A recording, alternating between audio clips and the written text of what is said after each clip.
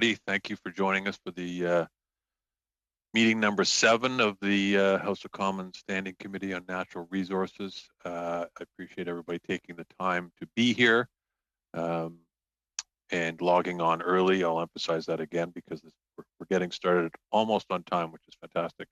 To our witnesses, I just want to say thank you for joining us.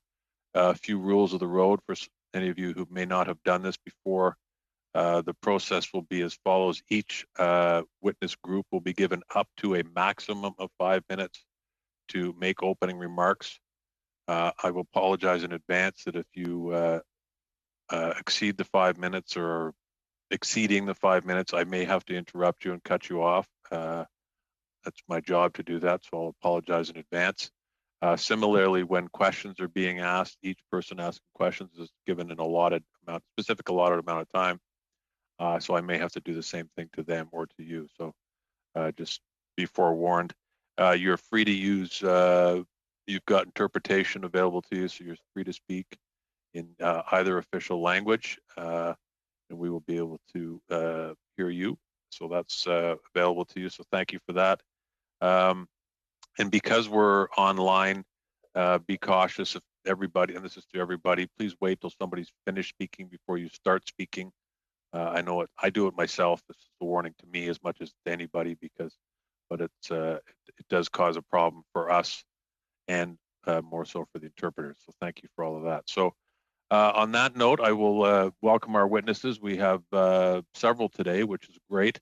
Canadian Parks and Wilderness Society, Sustainable Forestry Initiative, Tree Canada, Consortium de Research and Innovations Industry au Quebec, Carbon Boreal, and as an individual, Kathy Lewis. So thank you all very much.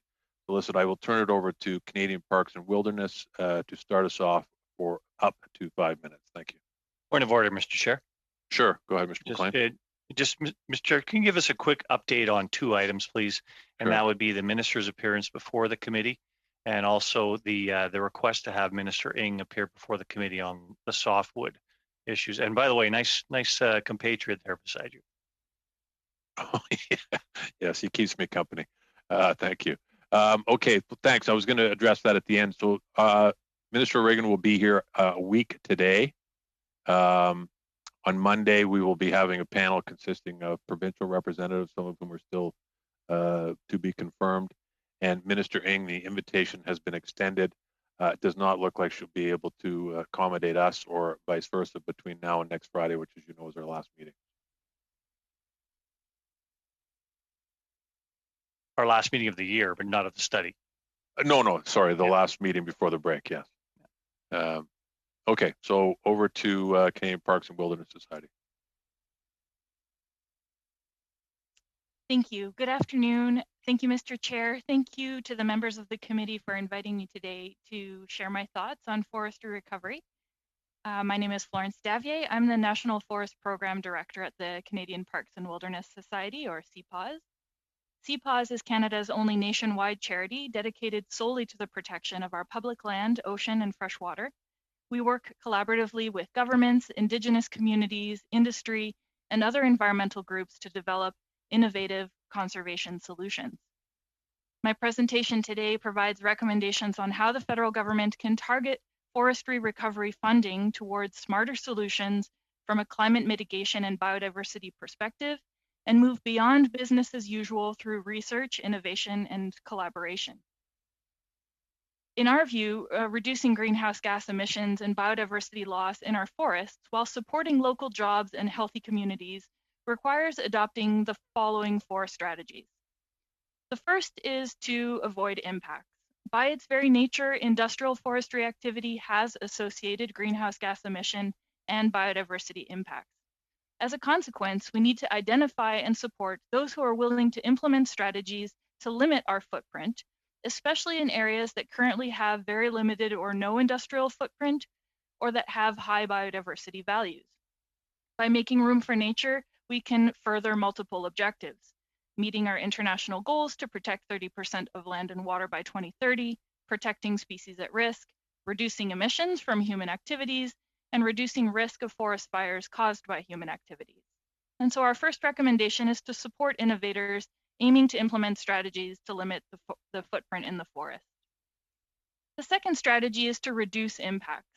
Climate smart products come from wood baskets that have stable or increasing forest area and carbon stocks, as well as being managed for other sustainability criteria. Some of Canada's wood baskets likely do not meet these criteria as a result of climate-related and/or direct human action. Management practices that can help include lengthening rotation ages of the trees being cut, reducing the footprint of specific activities such as roads, and quickly restoring forests where needed, and recognizing the non-timber value of forests through markets and other tools. And so we're recommending that we need to support improved science and knowledge on how activities in forests are directly and indirectly causing greenhouse gas emissions and biodiversity impacts, as well as supporting the development of partnerships and tools to recognize the non-timber value of forests. The third strategy is to reduce impacts through substitution and demand measures. Wood products provide essential goods and services.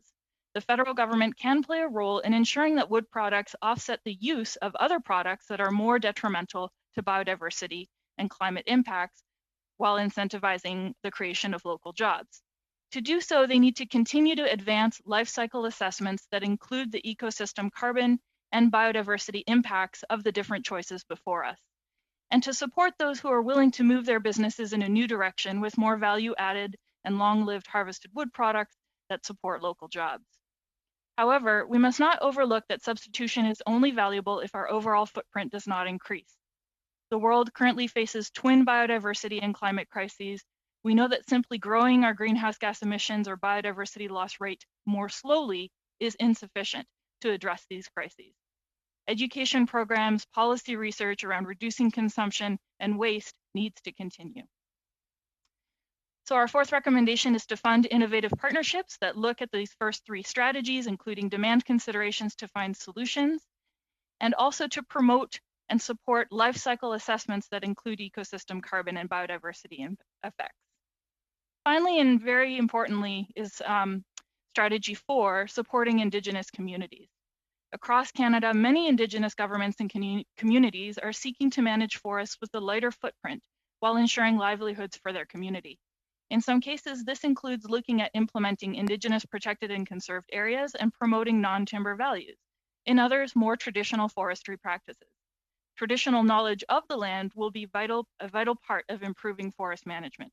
Supporting Indigenous initiatives that consider the above strategies will be a key part of ensuring that this recovery also supports increasing equity and reconciliation efforts.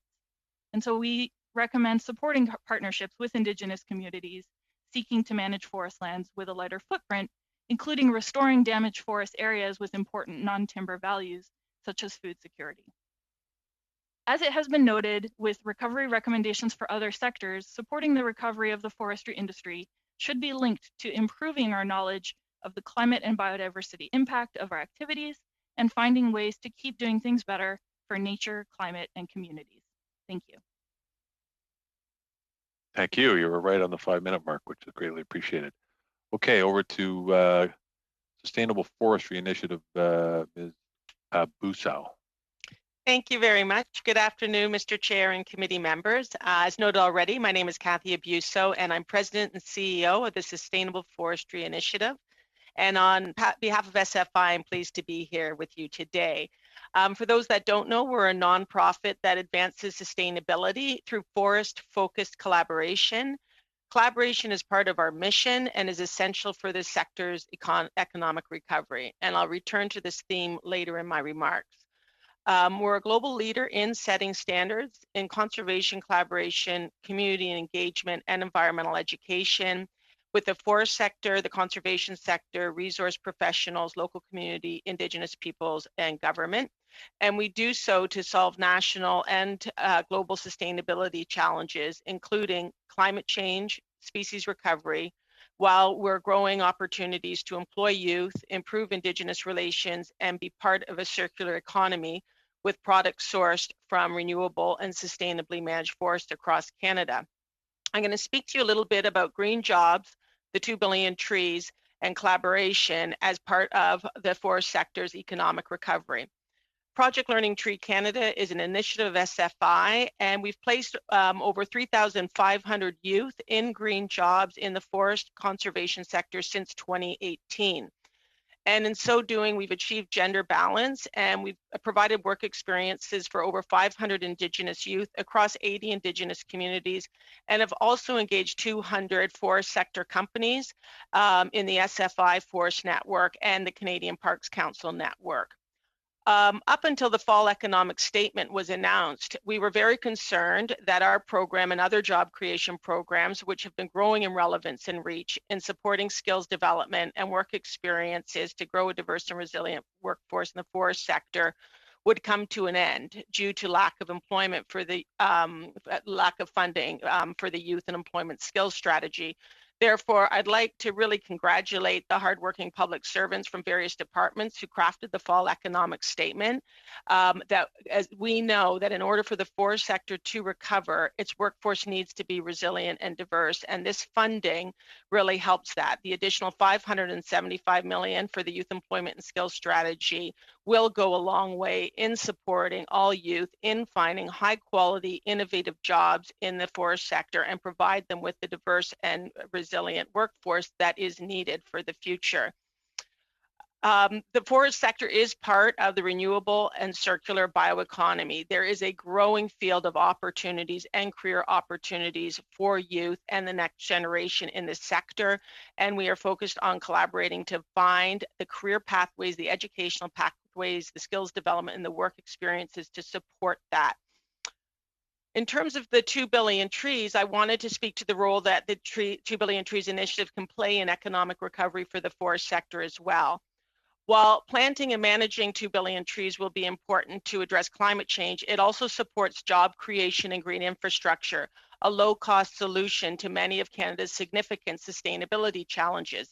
As the committee will be well aware, healthy forests store carbon, but Canada's forests have been devastated by climate change, including the damaging forest fires and a steep increase in pests and disease, which become a carbon source, not a carbon sink.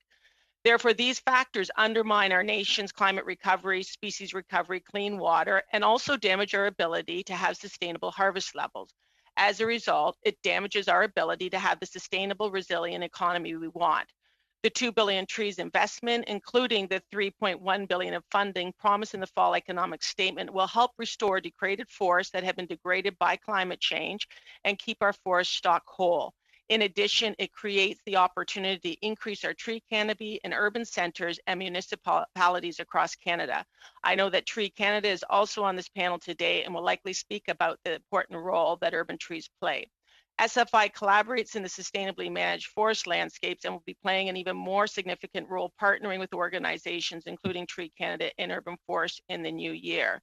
Finally, on the point of collaboration, it's part of our mission. It's critical to the success of economic recovery.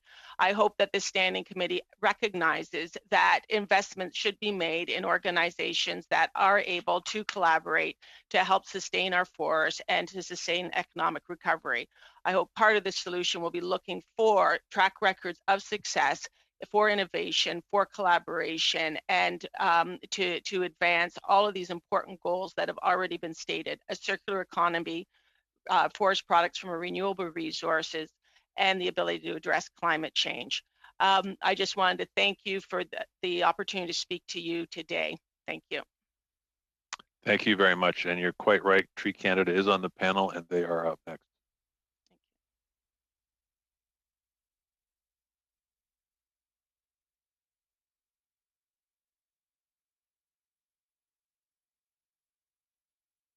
Good. Is that better? Yeah, we can hear you now. Oui. Alors, merci, Monsieur le Président. Thank you very much, Chair. Thank you, Chairman. Thank you for that. Okay. Presentation. I took a look back at some old notes, and I wanted to start out by saying governments really do matter. And I drew back to a 1982 study by, or presentation by Environment Canada, a framework for forest renewal. A 1984 presentation by the Federal New Democratic Party, a program for fair recovery, job security in the forestry industry. A 1983 study presentation by Frank Oberle, who was the member of parliament at that time in the riding currently represented by Bob Zimmer. All of this led in 1990 to the formation of a Ministry of Forestry, the first one and only one, which was headed by Frank Oberle. And in 1991, through a direct government grant, Tree Canada was formed as a 100% funded government organization. You should be thanked, and everyone should acknowledge that your starting this in 1991 has led to a Tree Canada, which has planted over 82 million trees in 700 communities across Canada, a lot of them represented by you. And to note, we have morphed from a fully funded government organization to a fully private funded organization. So we're extremely proud of this. And I can only add that planting trees, we planted a lot of them, and it's a good thing for people. It's a good thing for the economy, and it's the best bang for your buck you're ever going to get. So Danielle Saint-Aubin, our CEO. Thank you, Leo. Trees play an essential role in creating positive outcomes in urban settings because they have a direct impact on the quality of life of Canadians. This includes from an environmental perspective, they help reduce the heat island effect, they manage stormwater by intercepting rainfall, reducing runoff, they prevent soil erosion, they offer food, shelter for birds and other wildlife, and if the right tree is planted in the right place, they can help slow wildfires. Urban trees are also very good for the economy. They attract tourists because they offer recreational benefits. They provide employment in the forestry field. They also help individual homeowners because they can reduce their heating and cooling costs. And properties with trees are generally valued higher in the real estate market. And trees are also good for our health. They absorb particulates in the air, making it more breathable for those with respiratory illnesses. They motivate us to play outside no matter what our level of income is. And they help patients in hospitals heal because of the psychological impact on people's moods and emotions. Those are just a few of the benefits. And as Canada continues to urbanize, trees in urban settings will increasingly rise in importance. But unfortunately, tree canopies in cities are under a lot of pressure, and the burden to mitigate these pressures is placed squarely on the shoulders of municipalities. Many of these pressures are outlined in the Canadian Urban Forest Strategy developed by the Canadian Urban Forest Network, which is Tree Canada is the secretariat. And they include climate change, which causes extreme weather events. And these events can leave municipalities struggling to clean up and replant millions of dollars of worth of trees. Lack of genetic diversity and monoculture practices, they leave our urban forests vulnerable to insect and disease infestation. An example of this is Dutch elm disease and the invasion of the emerald ash borer. Development, even smart development, often means that woodlots get converted to either non-treed environments or single tree environments. Infrastructure issues, such as a lack of space below ground, means that trees struggle to survive. And lastly, of course, resources. While the federal and provincial governments make contributions related to individual emergencies and perform some research, there's been a lack of a sustained long-term commitment to urban forest stewardship, which is why the announcement of the 2 billion tree initiative is so welcomed and so critical. With all these competing priorities, urban forests are not often at the top of the list for municipalities. So I'd like to turn it over now to my colleague, Dr. Adrina Bardekjian, the Manager of Urban Forestry Programs and Research Development. Thank you, Danielle. So there are things that we can do to support this critical asset. Beyond our own research and experience, we've been active in participating in think tanks, engagement sessions, and various working groups, and we'd like to offer a few high-level recommendations. The first, develop a national strategy for urban forests across the country, which could include tree protection policies, minimum percentage of canopy cover, and baseline best practices.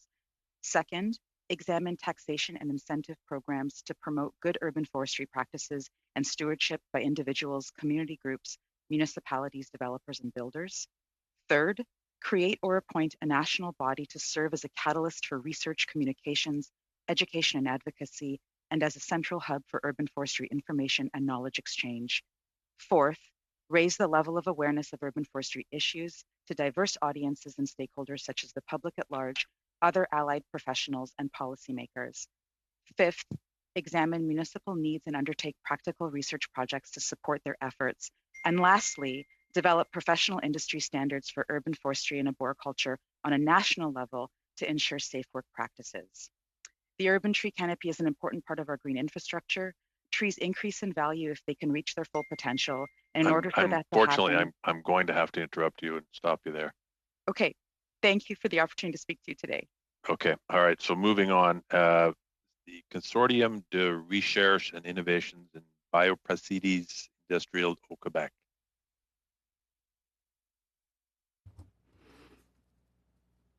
So, thank you very much, Chairman. First of all, I'd like to thank Mr. Mario Simard, who facilitated this invitation to come and appear before the Natural Resources Parliamentary Committee. First of all, CREBIC is a consortium which federates private partners and public research centres in order to financially support industrial research involving these companies and public research centres and to promote promotion of biosources derived from forests. So in CREBIC, we have 300 companies with about 145 million, about 40% of our investments are linked to using forestry biomass and bringing added value. So today we're talking about economic recovery in the forestry sector's role, and that we believe that the biosource product is going to be an important link in the chain for this economic recovery in the post-pandemic era. When we're talking about revitalisation of resources in the regions and sovereignty of Canada, we know that at the beginning of the pandemic, there was a shortage of certain products, including very advanced materials, including the health, manufacturing sectors and hygiene products. So I think that biosourced products can play a very significant role there. And the biosourced economy is very good from an ecological footprint point of view and the life cycle. With most of the projects that we funded, the life cycle and analysis has shown that developing these biosourced products can play a very important role to reduce waste and greenhouse gases. And we also reduce the offshoring of the production of these high added value products, because most of the jobs that are related to these biosourced products have to take place close to the biosources themselves. So we would like to put forward some approaches that we could share with you which consolidate the role of the bio-based economy in Canada's post-pandemic economic recovery. So I'll give the floor to my colleague, who's also a co-founder of CREBIC, Mr. Laurent Bernier, who's going to share these 3 recommendations with you. So you have the floor now, Laurent. Thank you very much, Mohamed. So, Chair of the Committee, ladies and gentlemen, MPs and other participants, good afternoon. So our first recommendation would be to implement tax incentives such as specific tax credits for the commercialisation of biosourced products in order to make this commercialisation more competitive. Already in 2010, several US companies had approached elected officials in the US House of Representatives to demand the implementation of a tax credit for the production of biosourced products. And after those first requests, since 2016, Iowa has introduced a tax credit of 5 cents per pound for products with a minimum of 50% bio-based material content. And then more recently, we've got Maine, Nebraska, and Minnesota that have adopted similar tax schemes. And they have introduced a tax credit of between 3 and 8 cents per pound for certain biomass products. And there are other states such as Illinois and Kentucky that are in the process of adopting similar legislation. Turning now to our second recommendation, here we want to strengthen consumer confidence through a label that actually certifies the renewable nature of biosourced products. And this be following the example of the American BioPreferred program. I had the opportunity to contribute to labelling certain biosourced molecules that were produced here in Canada. So this program that's managed by the USDA, the Department of Agriculture, has the objective of increasing the purchase and also the use of bio-based products, of biosourced products. Since it was set up, this program has generated around $393 billion and contributed 4.2 million direct and indirect jobs to the US economy. So for Canada, it would be appropriate to set up a similar program that could be managed by the Department of Natural Resources for these products derived from forest biomass. In our opinion, the two main components of such a Canadian program could be as follows. First of all, mandatory purchasing requirements for federal agencies and their contractors, and two, a voluntary labelling initiative for bio-based or biosourced products. And finally, to continue with the biosourced products, our third and last recommendation would be that, stemming from the observation that unlike other industrial sectors such as forestry, agriculture, or aeronautics or the electronic sector, Canada has a less developed chemical industry. Therefore, it would be appropriate to set up a national program that would facilitate the recruitment in our university or government labs and research centres of researcher scientists coming from large private chemical and biotech companies that are specialized in the industrial conversion of bioresources into high value-added products. And this would have a lever effect and would bring in more big companies to participate in projects here in Canada, and would also strengthen our research and development infrastructure in Canada. So that concludes my remarks, and thank you very much for your attention. Thank you very much, sir. Okay, next we have Mr. Villeneuve from Carbon Boreal.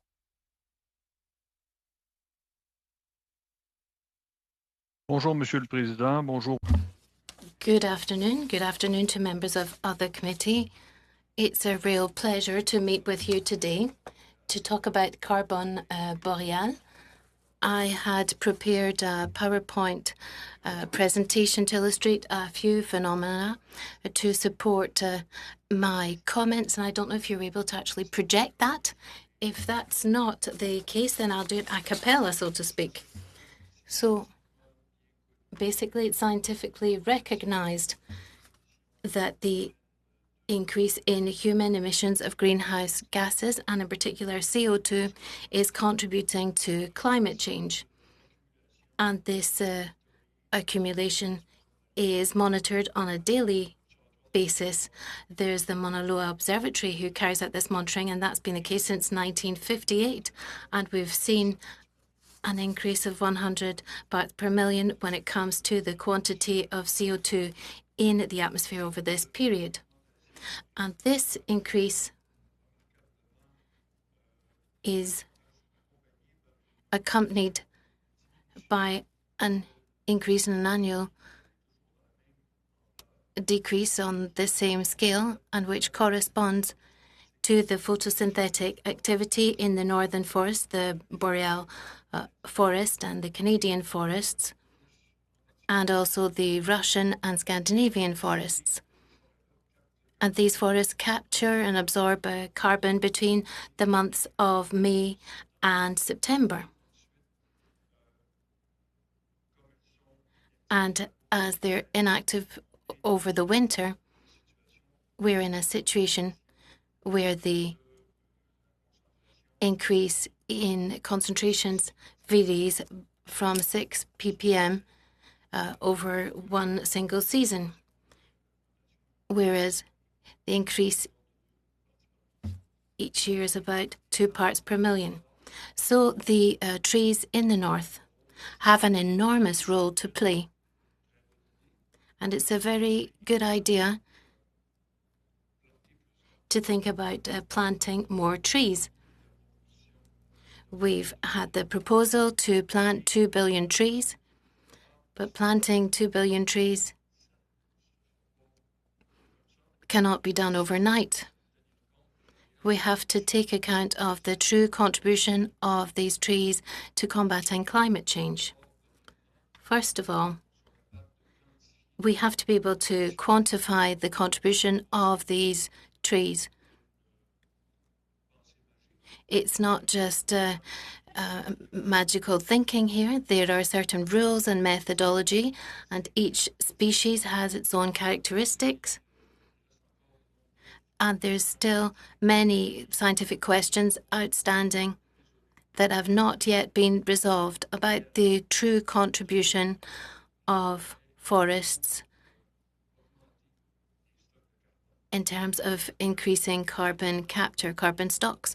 Planting trees where there aren't any will certainly increase carbon sinks and also carbon stocks. But in order for this to be integrated within an overall climate change combat proposal, we have to be able to be aware of the right species and plant them in a certain way so that we can then measure them and measure their carbon capture potential, so that we can then account for this in a standardized way. We also have to be able to make choices of species that will survive climate change, because in Canada and various regions, even if we're working very hard on this, the average temperature is going to increase by 3 to 5 degrees in many sectors. So that means that certain species that are comfortable in the ecosystem will perhaps no longer be so at ease in 50 or 100 years' time. And species choices have to allow the forest to still deliver the eco-services that are currently there in the forests. So we have to avoid planting any old tree in any old place. And finally, the forest carbon stocks have to be maintained. The existing ones have to be maintained.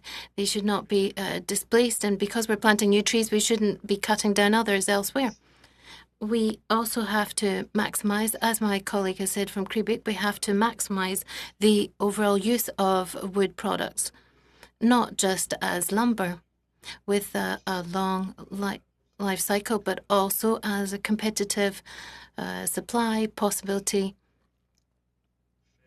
compared to products that are based on oil and chemicals. In order to efficiently succeed, we need to have more science, we need to have a long-term vision, and we also have to be able to use our resources in an intelligent, smart way. Carbon Boreal is a research program that started in 2008, and it was based on the hypothesis. Very quickly. Okay. Donc, Carbone Boréal est... So, Carbon Boreal is a university structure.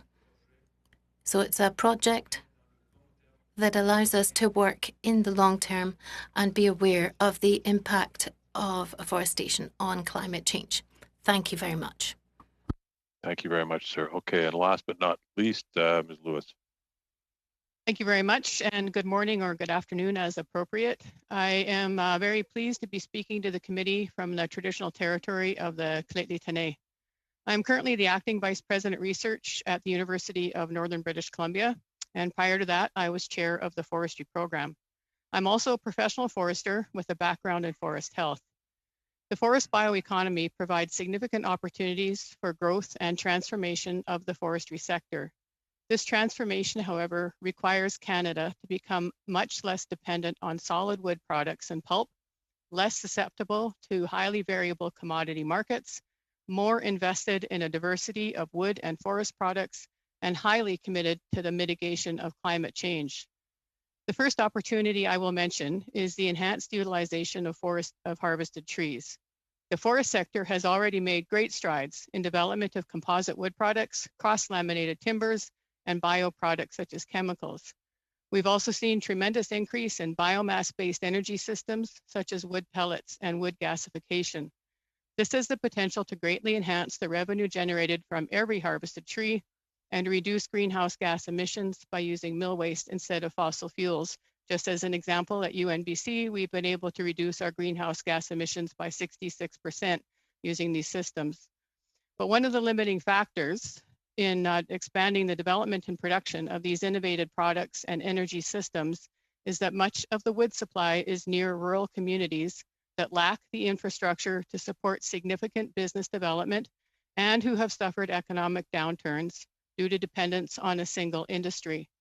While capital investments have been made federally to support technology and product development all the way through to commercialization, the connection to economic diversification and development in rural communities is lacking.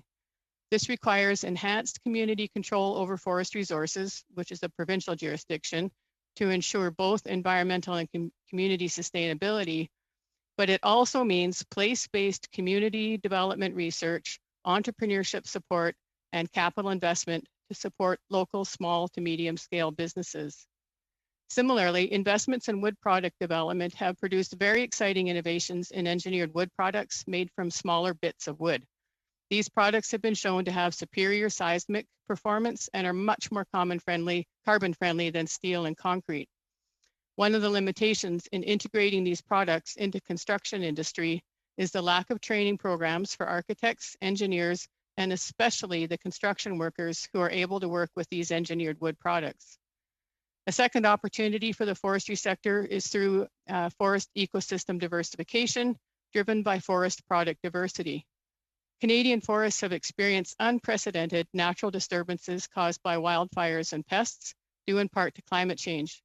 Severe impacts from these disturbances have been directly linked to the lack of forest diversity. The forest industry, despite the innovations mentioned previously, remains largely dominated by dimension lumber and pulp, which require a narrow suite of conifer species. This industrial model was established at a time when timber supply was seemingly unlimited, and as a whole, it has not kept up with changing market conditions, shrinking forested land base, and uncertainties due to factors such as climate change and global trade. The reliance on softwood lumber has resulted in a homogenization of species and age class structures in forests, which make them much more susceptible to damage by fire and pests. And we can change forest management practices to enhance diversity, for example, by allowing non-commercial species as part of the composition in forests, but without changes to the industrial model, which is fed by these commercial species, this just exacerbates our growing timber supply problems. Therefore, we need more investment in development and marketing of a wide range of forest products that use multiple species to create an economic demand for diverse products and therefore diverse forests. Finally, the third opportunity for the forest sector is through its role in mitigating climate change.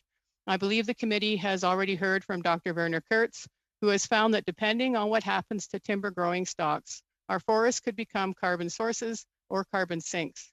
It's becoming increasingly important to look to our forests to enhance carbon sequestration as a means of mitigating climate change.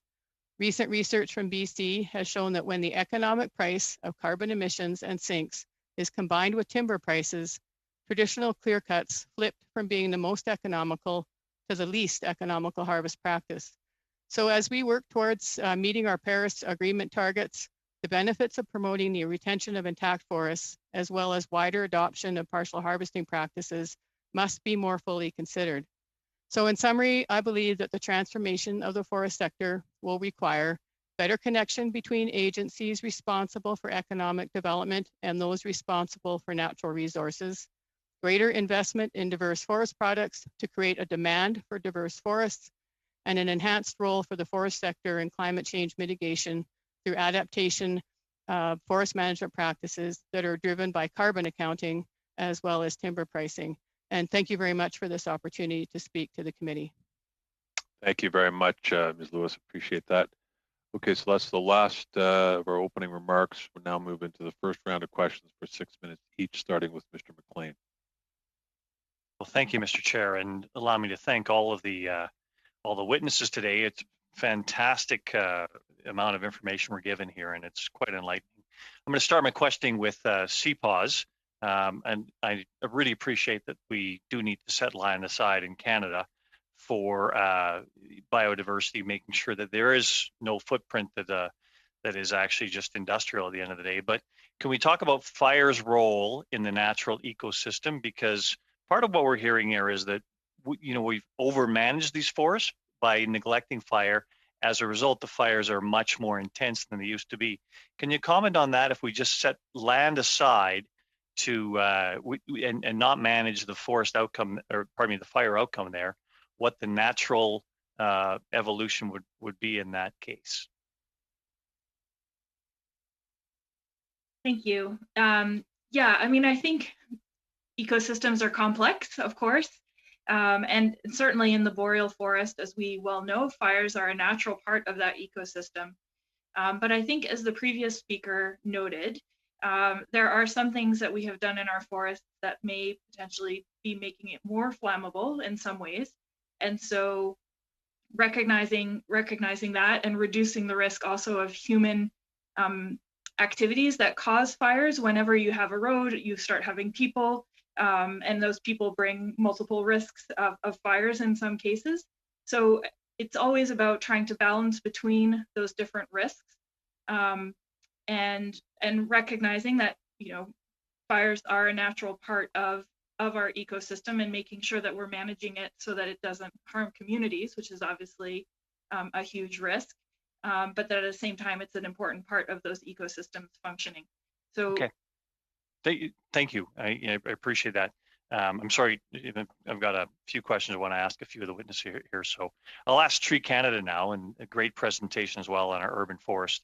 When you talk about planting an urban tree, you're talking about planting a tree that isn't a seedling here. And, you know, when we talk about 2 billion trees, I think most Canadians are talking about planting seedlings and having those absorb carbon over the life cycle. But in your case, Tree Canada, you talk about planting more mature trees in an urban, for an urban canopy purpose, and that you know, a 10-year-old tree, for instance, has how much more CO2 absorbency in its more advanced life cycle than a seedling?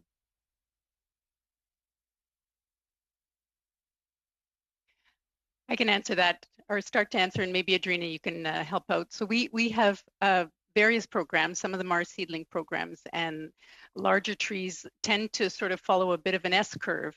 And in the years of 10 to 20 years old, the tree will absorb much of its carbon. There is no tracking at this point from an urban setting with regards to how much an urban tree absorbs over its lifetime. It obviously depends on the tree, the species, where it's planted, how long it lives. I don't know, Adrina, if you wanted to add. No, that's accurate, Danielle. Thanks. Yeah. Okay, and then further, what would be the cost of planting an urban tree, a 10-year-old tree versus a seedling? Again, that sort of depends on the species, but you could go anywhere from a $40 potted stock to a $1,000 mature tree. So in the context of a $2 billion reforestation project, what would be the more or less the absorbency of that? The cost of it we would be looking at approximately for somewhere between $25, $45 to $100 a tree. Okay, and I'll move now to Carbon Boreal. Very interesting presentation. I really appreciate the science that you brought to the equation here. The quantification that you talk about, again, of 2 billion trees and where we would plant those in an ecosystem we have. Can you see that bit there being the land base just to actually those trees to prosper? And if those trees prosper in land that isn't forested right now, that isn't being reforested by companies that are already harvesting trees and then required to reforest, what is exactly the ability for those trees to absorb more CO2 than being absorbed by the current timber stock?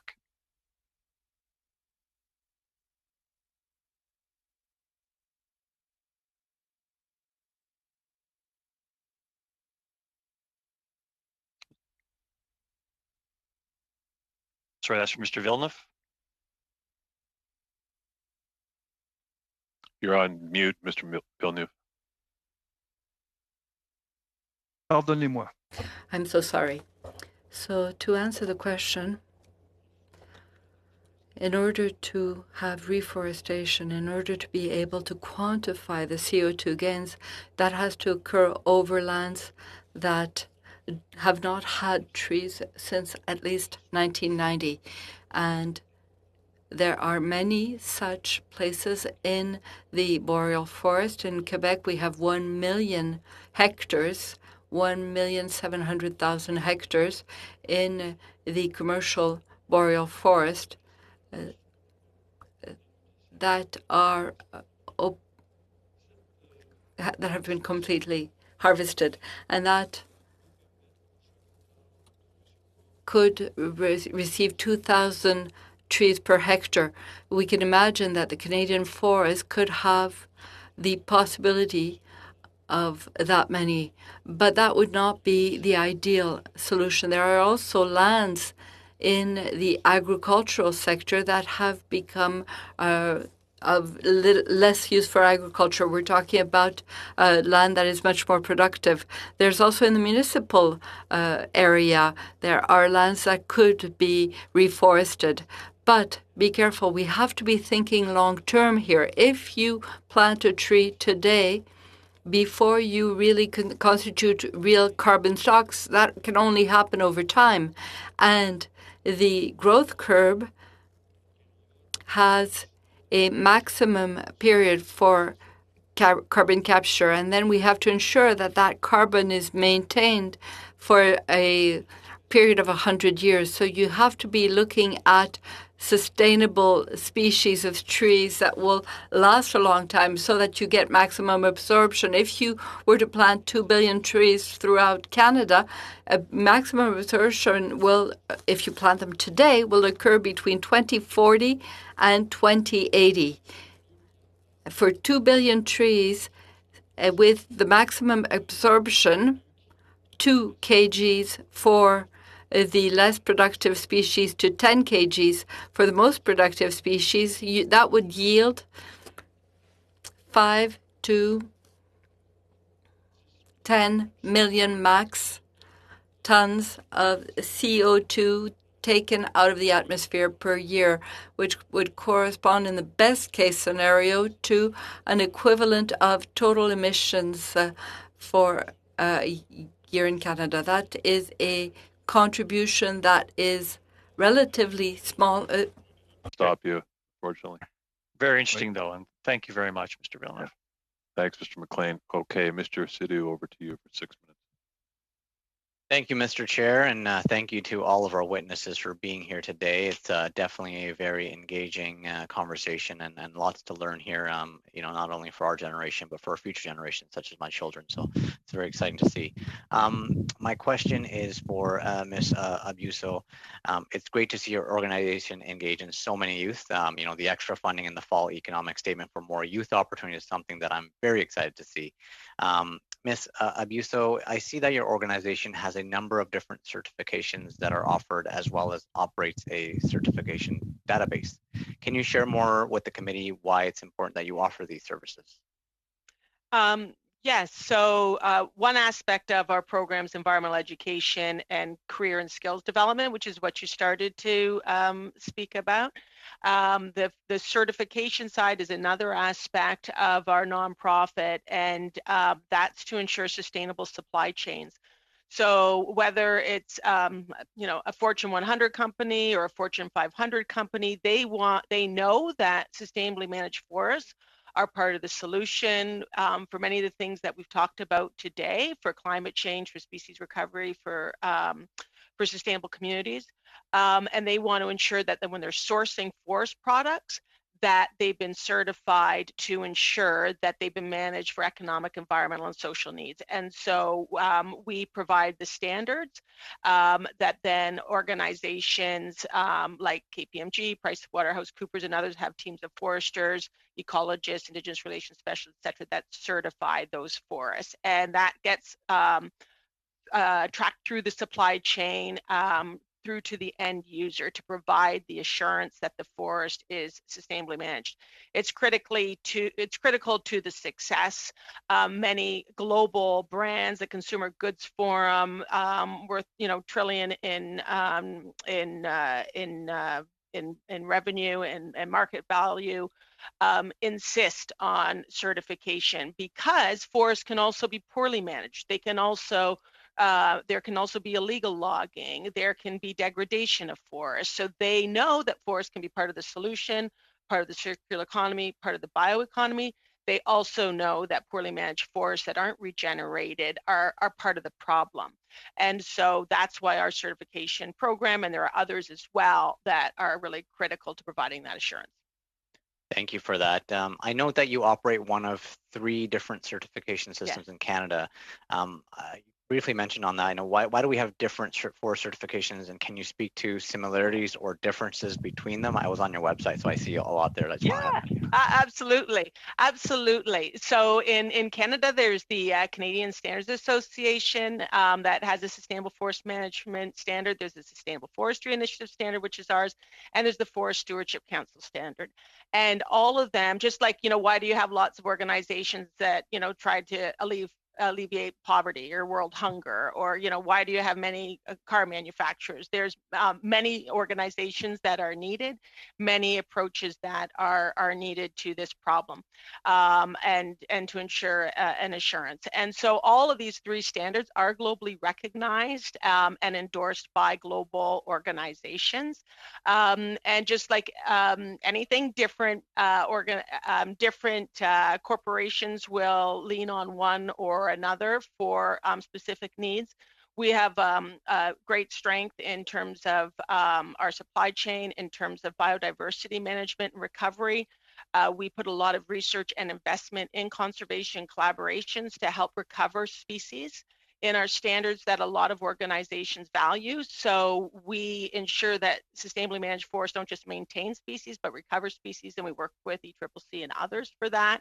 We also do a significant amount in Indigenous relations and community development, and there's about 40 Indigenous communities across Canada that utilize our standards, and we're developing more training programs to facilitate that growth. In fact, we've put out a specific Indigenous module for Indigenous communities to use our standards. So those are some of the reasons why organizations work with SFI, and also because we have a broad program with other services like skills development, job creation, etc.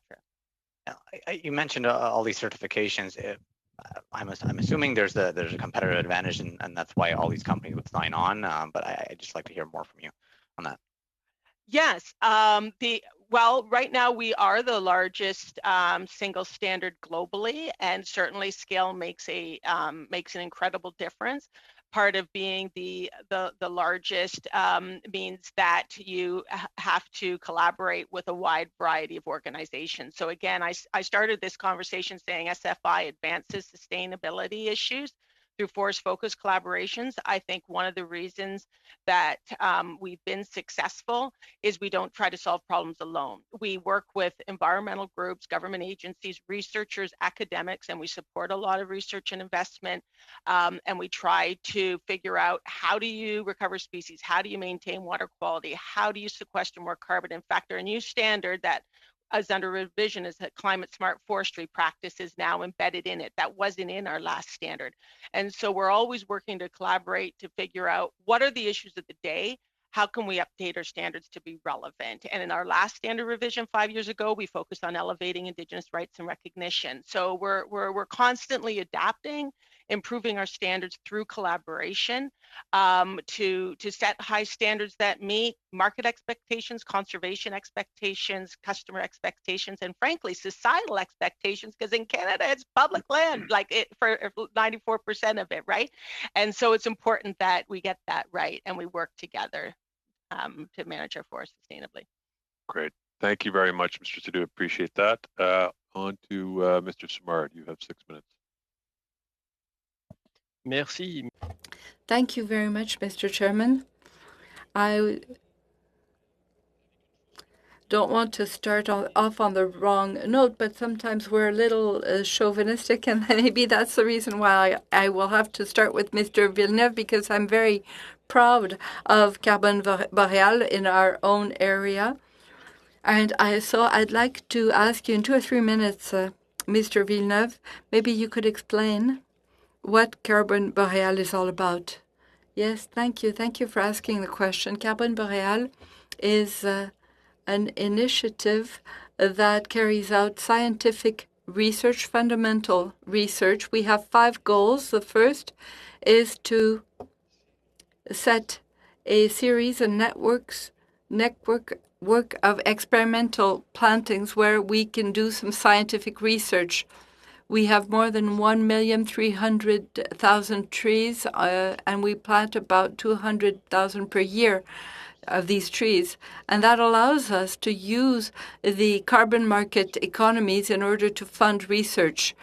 What we do is we do compensation. You can visit our website and you can compensate for your own emissions for an event or such, and then that money will serve to fund research.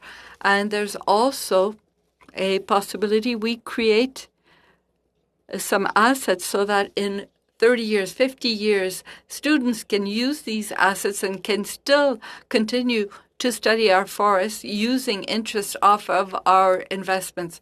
And we are encouraging training of highly qualified staff with masters and PhDs and postdoc, and we encourage public knowledge as well through various activities, including conferences. Maybe I want to, Mr. Villeneuve, draw a link between what you do and what Cribic does, because I think that there are very interesting aspects to that. You said we have to maximize the use of the resource that we have, that fiber, the forest resources. We have to replace what is produced from fossil energies. And I think that Cribic is doing something similar to that. So I'd like in 2 seconds to ask both you and our friends from Cribic to explain what the advances are and what the opportunities are in that regard. Yes, very, very briefly. We have a project with funding from Cribic, more than $1 million, a little bit more than that, and that is to work on biosolids in materials. It was a residue that was wasted or that would produce a lot of greenhouse gas, but it can be used as a fertilizer. In industrial ecology, we want to combine subproducts from biosolids from paper mills, and we can then use that to increase productivity in the blueberry sector, but also increase production of forests as part of our plantings. So we have fertilization tests that are done, and I'll give Cribic the floor now to complete that answer. Yes, developing all of the aspects of the biomass in forest and in Quebec and in Canada as well. Since 2000, we've been working on that, and now we're starting to harvest, because in the early 2000s it was more in a lab, but now we are using these processes and we can harvest all of these investments that were done in the sector in the past. And today, using forestry biomass, we can then use the products for the for various industries. We have projects that we have funded with certain forest companies, paper companies that can come up with very advanced materials that are used in these industries. And we have certain companies and paper mills that are invested and working with biotech companies to work with paper mills to come up with bioplastics. And with Kruger and Domtar, we're wanting to have products for packaging.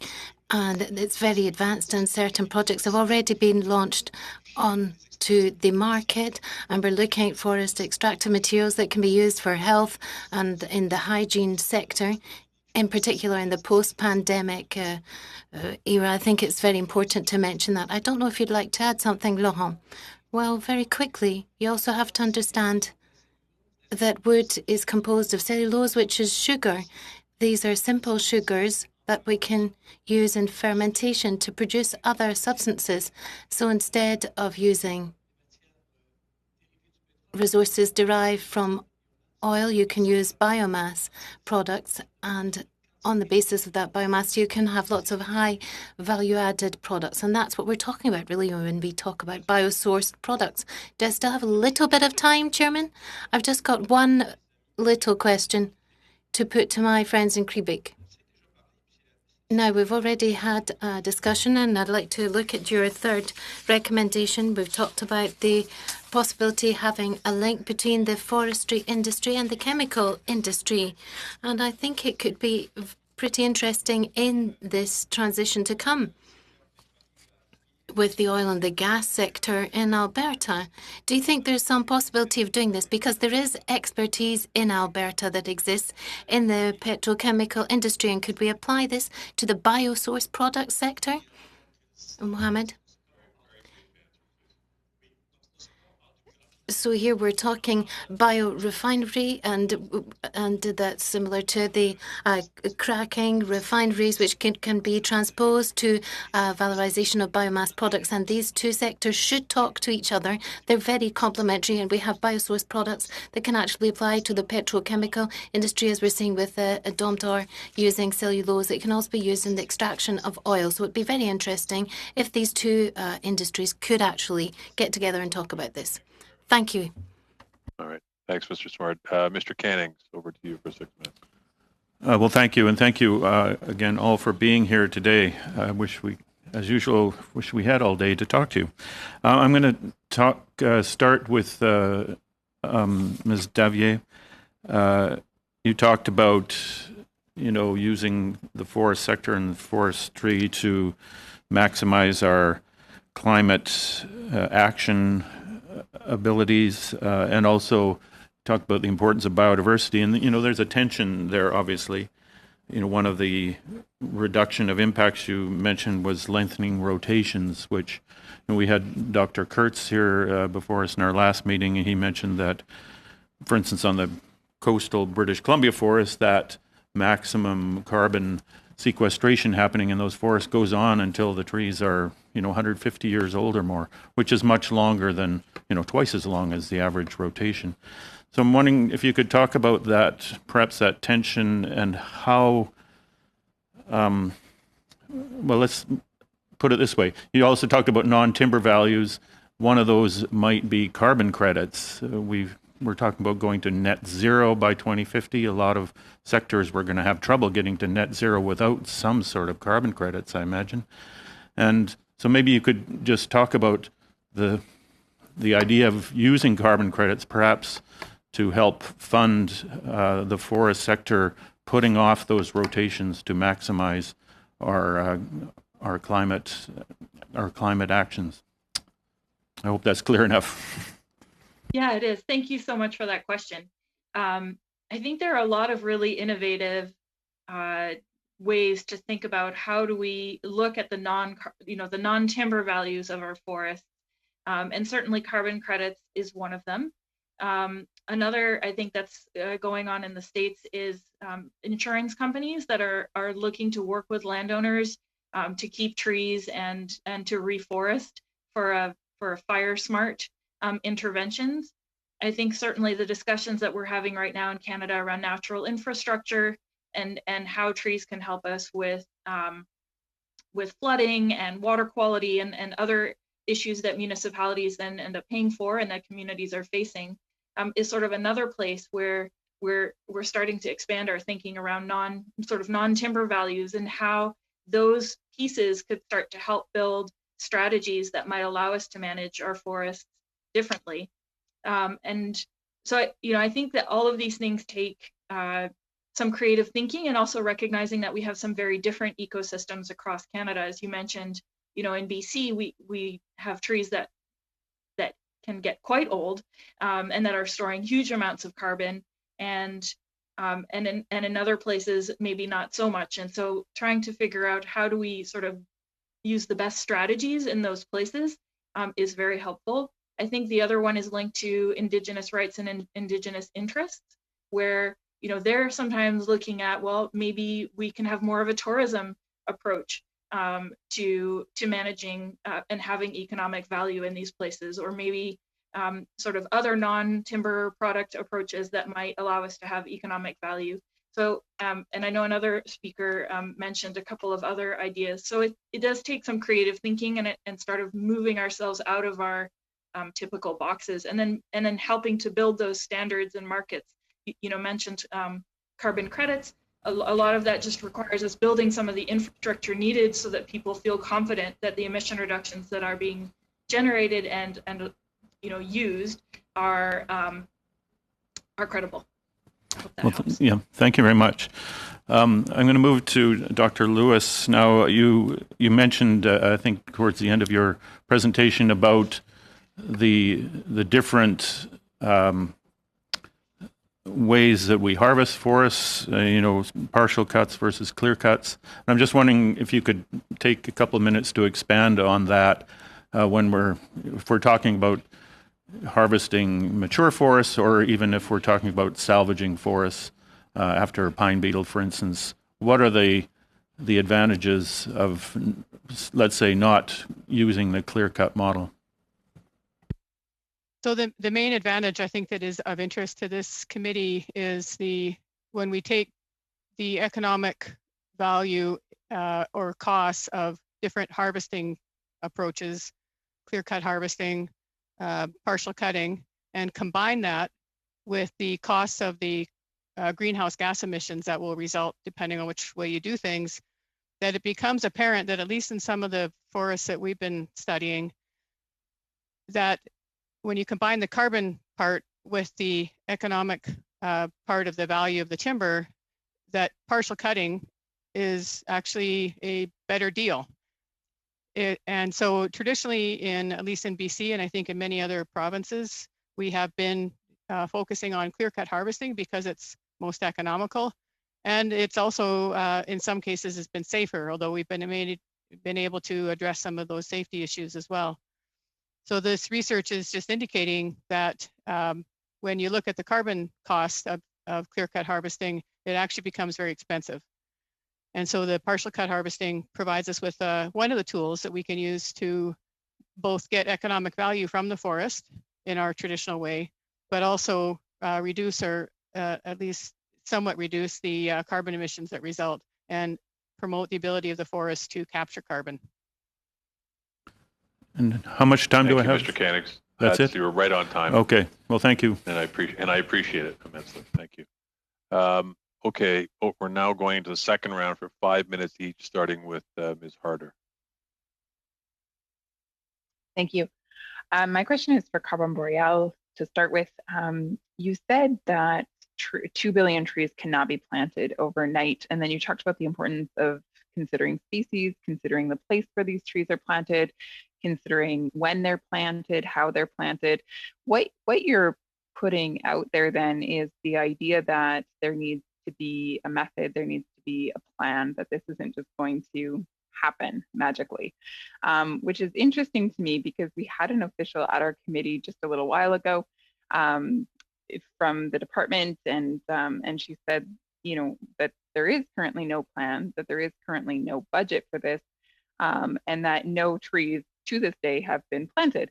So I find your comments helpful. Now, one of the things that I didn't hear you talk about is the impact that this has on nurseries. So obviously these trees have to come from somewhere, and most often they come from a nursery that would, plant seedlings and then let them grow for a time, and then those trees would then be planted in their natural habitat, wherever that might be.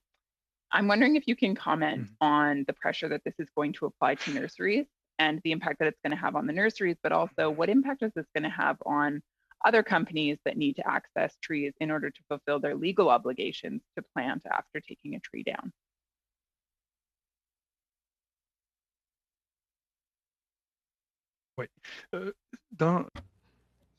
Thank you for that question. There are 3 elements in my answer. First of all, we already produce lots of trees and plant lots of trees, and the nurseries, when we place orders with them and when we've got a plan, the nurseries are able to produce enough trees over a horizon of, say, 10 years. They can adapt to things in the nurseries so that they can meet these demands across the scale of Canada. So that's not an issue.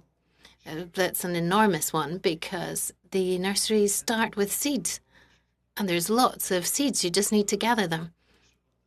However, there's not seeds for each species. The idea of Carbon Boreal is to test things out. And we want to test out different hypotheses or assumptions in science we're asking ourselves whether when we plant trees, because it changes the color of the territory, will it actually perhaps have a counterproductive effect in certain Nordic zones? If I plant in the Northwest Territories, it's possible that the change in colouring in the winter period may actually diminish the positive impact of carbon sequestration. So that all needs to be tested out. So this year, we've planted 200,000 trees up in the north, and they lose their leaves. So we're able to test by satellite whether or not there has been a change. And then we also look at how big the trees get. And this science needs to be developed with the larchwood in the north. So that is why the programme has to allow to have investment for science. Thank you. I'm going to switch over to Sustainable Forest Initiative. I believe you discussed, Kathy, you discussed Indigenous young people and the fact that the forest sector offers so much in the way of employment opportunities. You talked about with 2 billion trees, the fact that there's an opportunity there. But my understanding is that in order to make this a reality, that hiring needs to take place fairly quickly, that training needs to be done, and that these individuals need to be mobilized in order to go in this direction. Now, with regards to Indigenous young people, perhaps you can discuss with us briefly just the tremendous benefit that the forest sector offers to Indigenous folks, in particular those who are young and looking to come into the market. Yeah, absolutely. So in many Indigenous communities, not all, of course, are in rural communities. The forest sector, not all, but most are in rural communities as well. And so first of all, there's just this geographic alignment. Then the forest sector depends on trees, forests, and the land. Traditional community, Indigenous communities have ties, traditional ties to forests and as a way of life. And so there is this sort of natural geographic connection as well as this love of forest and nature and dependence as well on forests. And so it puts those two Indigenous peoples' ability to find a pathway in the forest sector and develop within Indigenous communities, also forest resources is really is part of this solution. And so what we've started to do is, and in COVID times, it's quite interesting, but essentially we had to shift our model. But before we would work with camps and youth organizations and bring Indigenous youth together for like 6-week experiences to learn basic skills. So these are often at-risk youth, and learn basic skills and get driver's license and understand how a tree nursery works and how to grow seedlings and just some of the WMIS and safety and health and safety, and get them some certifications, and then show them the career pathway, like what tech school can they go to, Confederation College or Sioux College or BCIT or whatever as well. And then we would show them role models and did this Indigenous Guide of Career Voices, where we took different Indigenous leaders in the forest sector in all sorts of different jobs and showed the pathway that they took to get there, their traditional ways of knowing coupled with Western education. And essentially what they learned is that there's a pathway for me no matter what, because we were demonstrating all these different pathways. And then thank you. Thank you. Okay. Thanks, Ms. Harder. Okay, Mr. Weiler, over to you for 5 minutes. Well, thank you, Mr. Chair, and I'd also like to thank all the witnesses for joining our committee today and for incredible amount of information that we've heard, as my colleague Mr. McLean noted. I'd like to ask my first question of Professor Lewis. You mentioned in your testimony that there are challenges of disconnection between agencies supporting the forestry sector and the need to invest in diverse products. And I'm wondering how you see this coordination between agencies best being done. And do you think the recent announcement of a new regional development agency for BC as a more contextually specific organization for BC could lead such an effort? Yes, I do think that is one of the best ways to move this forward. I think there's lots of opportunities for small and medium scale businesses to be developed in the communities where the resources are. But there aren't the local supports for them to do that. So we don't have entrepreneurship centers, for example, in these smaller communities, or even in neighboring larger communities that then can feed into them. So I think having that regional focus and allowing for what I call place-based research into what are the best ideas for these smaller communities moving forward. We don't want to do the same thing in every single community. So we need to have a good understanding of what are the resources that are available to those communities and how can we convert that to some form of economic diversification and economic sustainability. Great. And could you give us an example of place-based research? Yes, we have the Community Development Institute here at UNBC, which does a lot of research out in community. For example, working with Kitimat on the developments there in terms of their industrial change over time and how that manifests in terms of community sustainability, how they deal with hundreds of workers coming into the community and living there for a while and then leaving. So that's the kind of idea that I'm thinking of. Great. Thank you so much, Professor Lewis.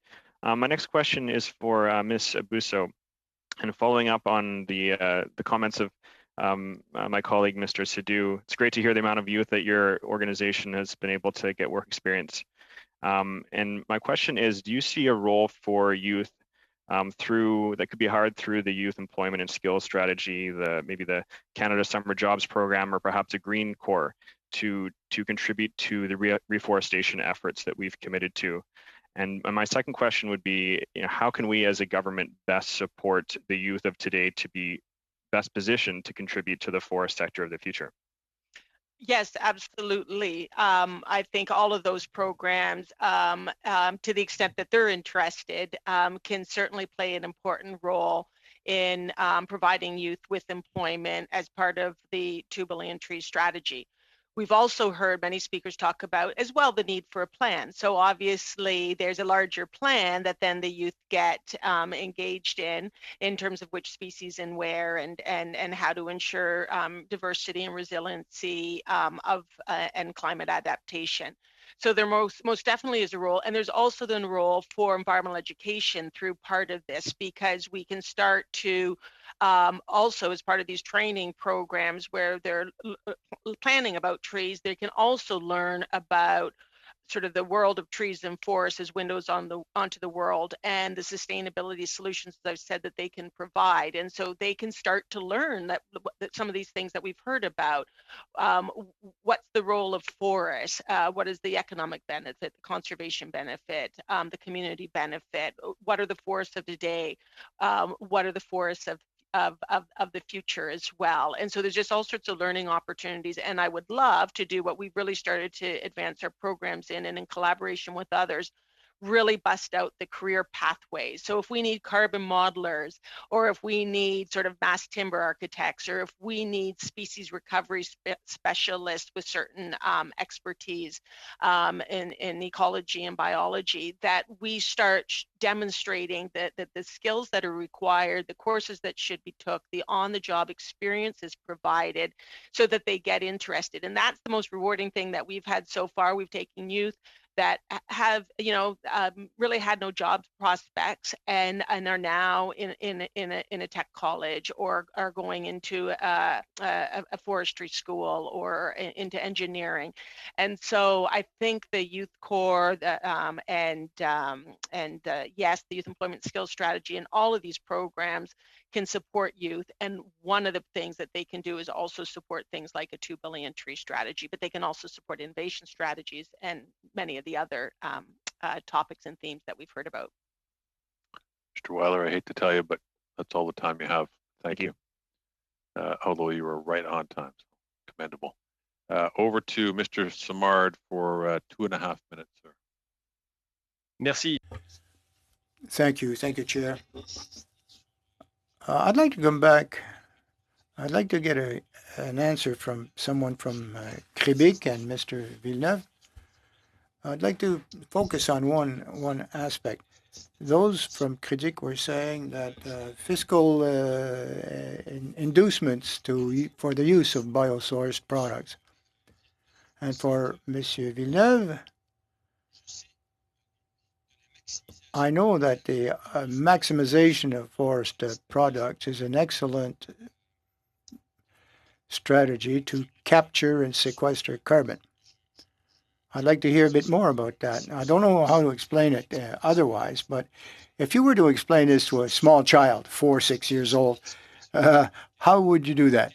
How would you try to have this person understand? Well, were I to try to, I would say that wood is just a stick of carbon dioxide.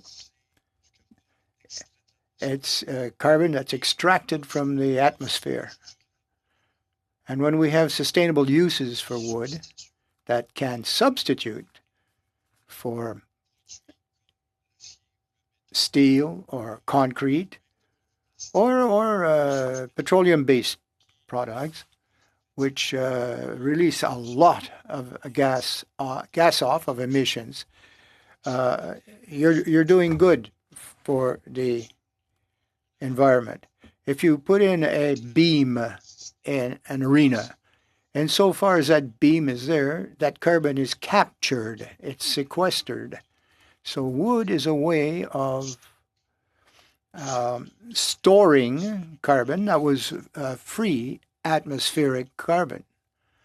The more you have wood products in service coming from the forest and being put to good human use, the more you will limit the negative effects of increasing CO2, which comes from the combustion of these products.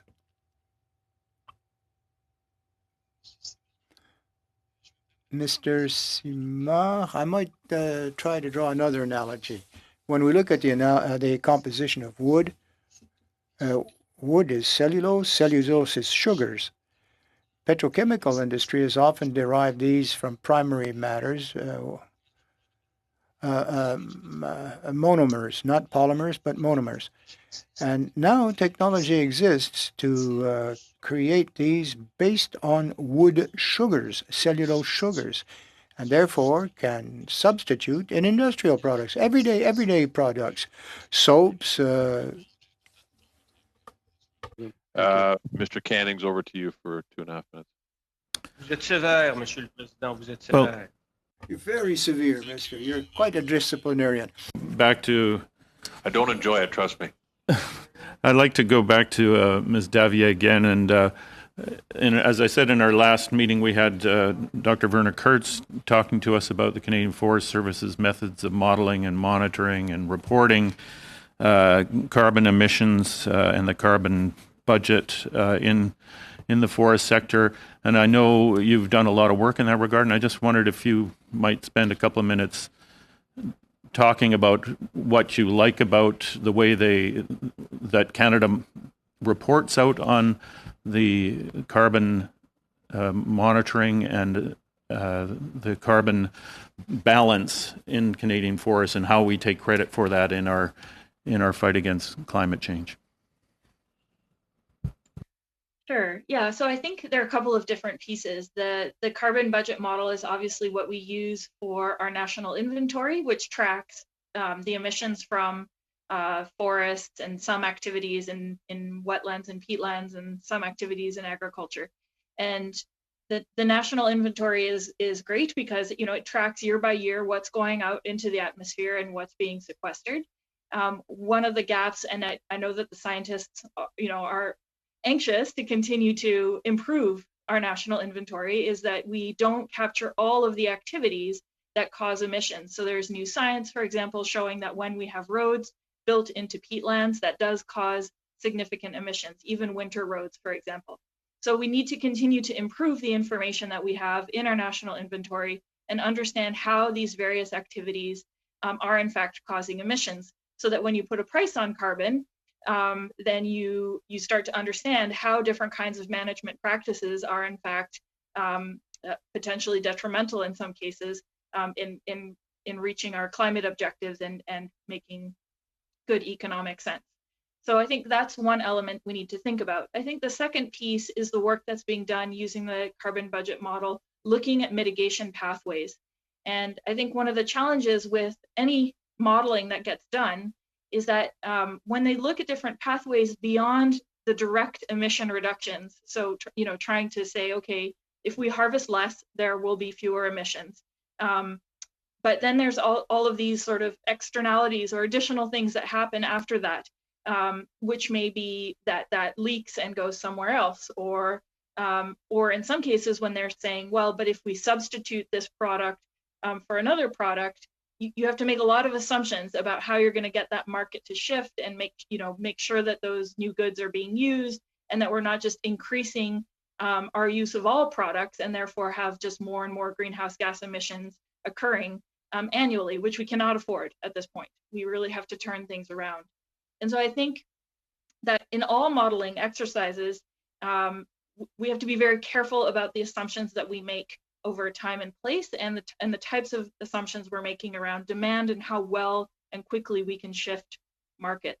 And so in general, I tend to focus more on where we're actually achieving direct emission reductions and can track those things, and get a little bit more concerned when we're really putting a lot of emphasis on substitution, where it's unclear how we're going to get there. Thank you. Right. Thank you. Okay, thanks, Mr. Cannings. Okay, Mr. Zimmer, over to you for 5 minutes. Hi, I got a mic, so hopefully it works. Hopefully, you can hear me. I just wanted to particularly ask questions to Dr. Kathy Lewis. Welcome. I know I've been up to UNBC many times, and we were part of some major funding announcements there for these initiatives. They're great. We have the experts in Canada.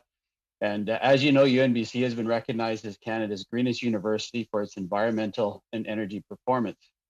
Can you tell us about the successes of the UNBC Energy Initiative? Sure, I can tell you a little bit about it. We have been on a track for energy conservation pretty much ever since we started at UNBC, and we made some great inroads with the start of our pellet plant.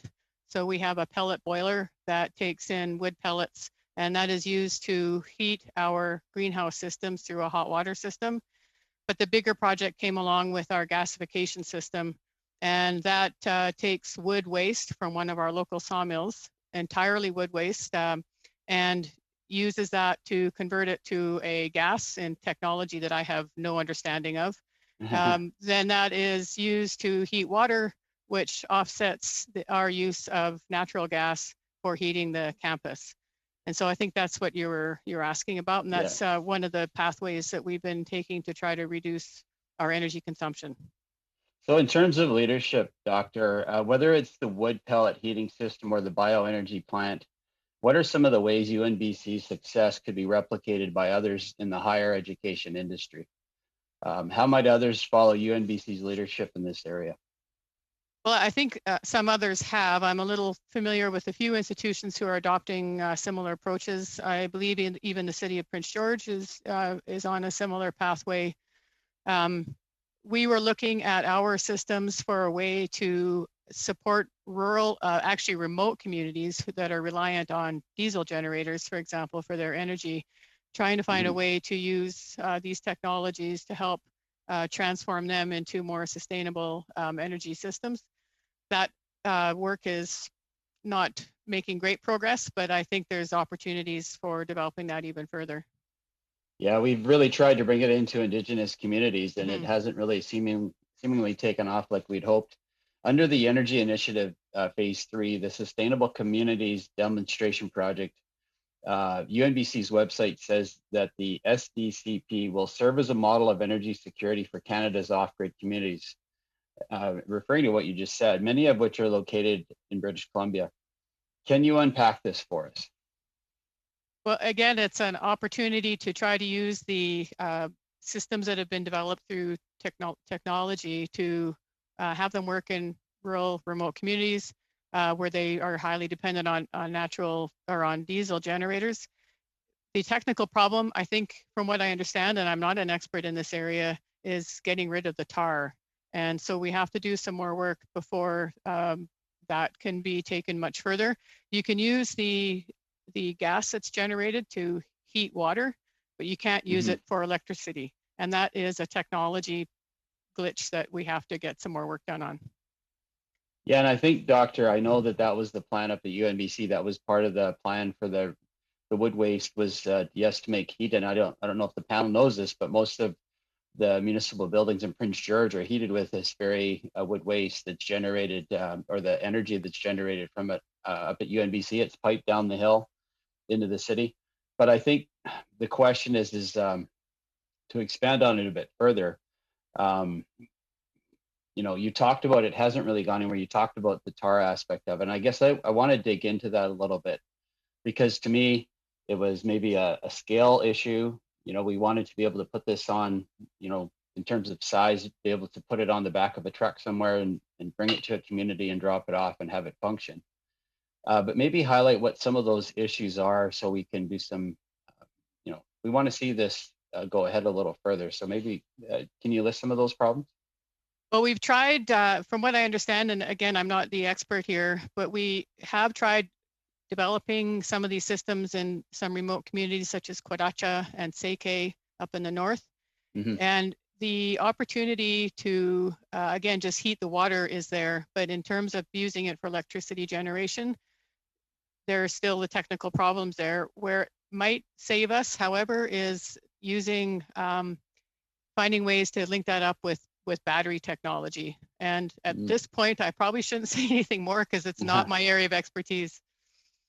Well, thank you, Doctor, for appearing today. It's, I think one thing that UNBC is punched far above its weight, as James Moore has often said, and I'm just more than impressed that you're continuing on with this good work. Challenge you to, there's a lot of miles to cover still, as you know, but thanks for appearing for our committee today. Thank you, Chair. Thank you, Mr. Zimmer. Mr. Lefebvre, over to you for 5 minutes. Thank you, Mr. Chair. I actually have had the honor of meeting a lot of people on the panel today, actually most of, with the exception of Ms. Lewis. It was great to hear from you. I think I've met everybody else. J'ai rencontré tout le monde ici aujourd'hui. Je suis très heureux d'être. I'm really pleased to hear all of you. To me, it's fascinating, and we see all of the potential of the forestry industry. I'm from Kapuskasing, where we have paper, pulp and paper, and I saw how important this industry is, and I also saw the potential of it. Now, I'd like to start with Madame Saint-Aubin, who is originally from Sudbury, where I'm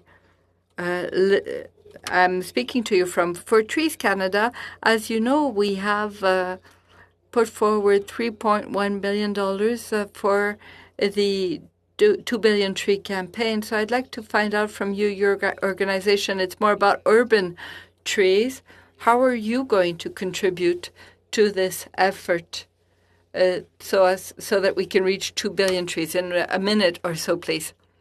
What we are doing is urban trees, but also trees in some rural sectors. So we have seedlings, and we plant hundreds of thousands of these trees per year. So that's for the number of trees. So how many per year? We plant more than 350,000 trees per year. And we expect to increase that production. So there's that aspect.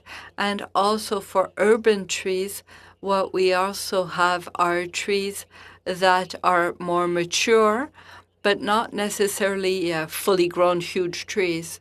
These are whips that can grow from there and capture CO2 as they grow. Thank you very much.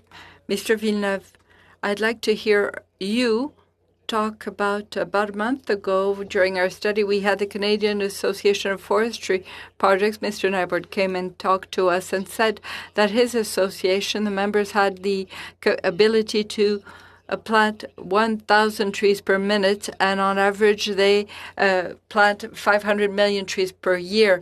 And of course, after that, my colleague, Mr. Zimmer, spoke up and did a quick calculation, and he suggested that it would take 34 years to plant 2 billion trees, as the government hopes to do or has brought forward. I'd like to hear you talk to us about, from your expertise, how much time would it take? Can we plant 2 million trees in 10 years? Within 10 years, it can probably be done. Once again, take that image of COVID vaccination. It will take, if we want to achieve something like that, then it needs to be planned out. You need to have people who act strategically, people who are willing to put forward the funds in order to prepare these plans. And first and foremost, you need to have people who are willing to receive them. You have to have a right, everywhere where there are human beings, there could be a competition effect for the use of the land. The trees that we're going to plant are going to be the one resource for carbon capture for 150 years, and we can't be anywhere below that. If we want to fight climate change, we really need to be able to maintain these stocks. And that means that the land where they are planted has to be secured for this end. And at Carbon Boreal, we have forests that are experimental forests that are protected by the Forest Act, and no other human activity is allowed there beyond research. So that is one way of protecting it, and that works. So you have to think about the land, you have to think about that strategy to produce, and you also have to think about your long-term vision, quantification, so that you can have reliable reports. For the aluminum industry and 2 billion trees, well, every year those 2 billion trees have to capture the 10 million tons that are emitted by this sector. 30 seconds. All right, Monsieur Bernier. Mr. Bernier, the 3 recommendations that you expressed, labeling, biosourcing, and you participated in this experience in the U.S. Can you tell us a little bit more about that? Yes, very briefly. This is a product, a biosource product that we produced in Sarnia, a Canadian company, of course, and we just simply certify the product through the BIABART preferred logo, and that was really simple, and that opened up markets in the U.S. for us. Thank you. We could do the same in Canada. Thank you, Mr. Lefebvre. Okay, Mr. Patzer, over to you for 5 minutes. Thank you very much. I'm going to start with Ms. Lewis, and then maybe if Ms. Abasol, if you want to comment as well. During the study, we've been hearing about the effects of carbon sequestration related to controlling emissions. The Canadian Forest Service tells us that a third of Canada's forest land, approximately 291 million acres, is unmanaged. It's currently not being estimated for emissions or removal of carbon. Is this something that we should be tracking? Oh, wow, that's a big question. The more information we have with regard to carbon emissions and forest management, the better. And even though that large area is not being managed, it actually is. If we're doing things like fire suppression, we are affecting how those forest ecosystems are functioning. And so we need to understand what the influence of those activities are on their total carbon emissions. Thank you. Mrs. Abasol, do you have anything you want to add to that? Or? Yeah, I think it's important to understand that about half of our forest stock isn't used in active forest management to produce forest products, and not everyone understands that, and I think that's important. It's just an important fact and unique about Canada. So as you heard the first speaker talk about sort of protection strategies of 30% of our forest by 2030, what you're doing is even taking more of that area out of potentially sustainable forest management to sustain communities, all communities and Indigenous communities. And so what we're focused on is how do you manage those forests for carbon for multiple values, but how can we have other effective conservation measures that that address protected areas and allow sustainably managed forests to be included in a protected area strategy, which means making them available for harvesting, but also acknowledging when you get conservation outcomes on those forests that are akin to strictly protected areas, that those forests that are sustainably managed should be able to count as well. And so this is something that we're working on with ECCC, and I think this is all important because it's all related to species recovery, carbon strategies, and sustainable communities. And we have to ask ourselves, why do we want 30% by 2030? It's for climate, it's for species, it's for conservation outcomes. You can have that, and you can have sustainably managed forests, circular economy, products that are produced from them, and those other benefits through proper management, through new strategies and innovation. And so, yes, our whole forest base needs to count, but we seem to forget that we are already not counting 50% in a lot of what we're doing. And so I just want to remind this committee of that larger forest base that we work on. And it's an important one to consider overall with all of these strategies, not just that which is under active forest management. So thank you. Right. Thank you very much. Yeah. So basically, there's no data though that we can rely on to help us with the unmanaged forest side. Then. So okay, right on. That's right. I agree that we need to have as much data as possible to have the fullest plan in terms of the path forward. Yeah, absolutely. I'm just gonna switch over to CPAWS here for a minute. And for the study, I think it's possible for us to look for common ground between economic and environmental interests. And we've heard from industry that there's some concern out there about foreign competitors and investment, such as from China or the U.S. capturing the market. Some years ago, there were similar concerns raised by environmental groups about the Chinese Investment Corporation getting involved with private forests in BC. So do you think we should be concerned about foreign investments or influence working against our national interest, either environmentally or economically? Thank you for your question. That's not really an area of expertise. And so I'm not sure that I can answer that with a lot of knowledge, quite honestly. I mean, I'll just leave it at that. Thank you. Right. I'm kind of concerned that in the pursuit of ensuring our parks and conservation efforts are well funded, that we might be accepting money from groups who are committed to ensuring that Canadian industry is stopped to prop up foreign interests. Like, is that not a concern that you would have?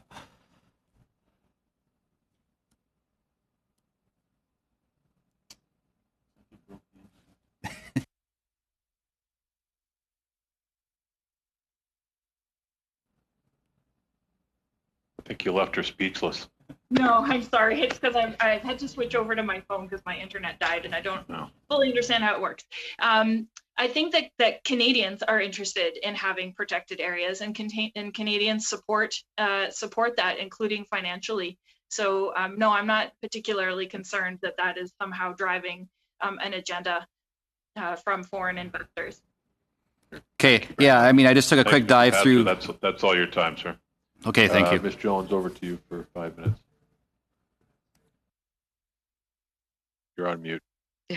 Thank you very much, Mr. Chair, and thank all of our guests today for your very informative presentations and obviously very interesting discussion. I have a couple of questions.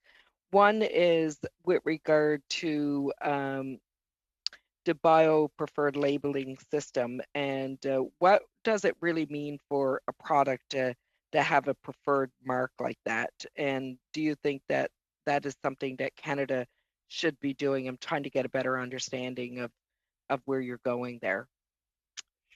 Thank you, madam. Je pense que la certification. I think that bio-preferred certification in the US is a good example of how we could inform the consumer or the user about their choices between two products, and one would be derived from conventional petrochemical processes and would use non-renewable sources, compared to having the same product that could be made up or manufactured with biosourced products that are renewable sources. So with this labeling, the consumer is able to assess the product and realize that these products are much more sustainable and are much more practical and are much more environmentally friendly. Now, in Canada, we could adopt the same measures within a Canadian framework quite easily. with Canadian objectives. I'm sure we're capable of doing that. We're just as good as other countries, and I'm sure that we could have a certification system or labels that would be appropriate for our products. And these products could be derived from forestry biomass or agricultural biomass, because when we're talking about cellulose composed products, whether it's from agricultural forestry products, it's the same composites. So with this type of certification, it would give us an impulse and an incentive for research and for further development, so that we could come up with these industrial processes and convince firms to do this. And at the end of the day, the consumers would benefit for all the reasons that I've already mentioned. Thank you. Certainly provides a lot more clarity around it. Is this something that you would have pursued before within the Government of Canada to try and have this kind of labeling done, or would this be a relatively new thing for the industry to be asking for at this stage? This is a very good question. I'm not sure if other companies or other sectors have applied or have lobbied the government for a similar accreditation. Certainly, some companies that I'm aware have made or have filed this bio-preferred products in the US for their own products as well. But I'm not sure if that's been done systematically throughout Canada and whether lobbying has been made towards the government. But I think it's something that we favor, it's something that we would like to put forward, because we think that it's an easy way to get those products accepted by the consumers and by the regulatory authorities as well. So if it's not done, we certainly would like to promote it. And do you see it as being able to bring value to the product in terms of the export market as well? Certainly.